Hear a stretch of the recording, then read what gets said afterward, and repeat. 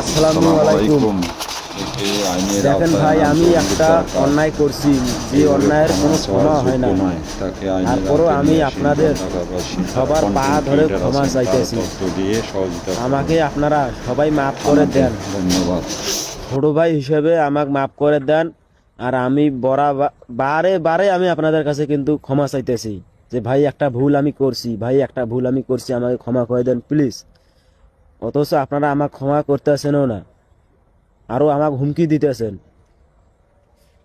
ভাই, মানুষ একবার ভুল করলে শিক্ষা পায়, সেই শিক্ষাটা আমি পাচ্ছি। পরবর্তীতে এরকম ভুল আমি করব না।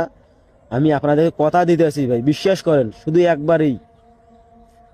আর আপনারা যেইভাবে বলবেন আমি সেইভাবে আপনাদের কাছে ক্ষমা চাবো, দরকার পড়ে যদি না মানেন।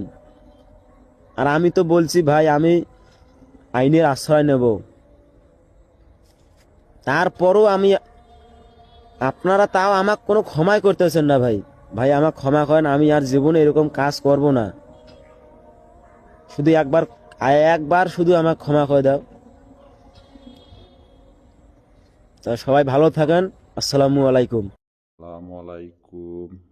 এক কুলেঙ্গার দেখলাম জল ঢাকার যে অশ্লীল ভিডিও বানাই আপলোড করছে, পুরো সোশ্যাল মিডিয়ায় ভাইরাল হয়ে গেছি। তিনি এখন ক্ষমা চাচ্ছে, এটা ক্ষমার যোগ্য নয়।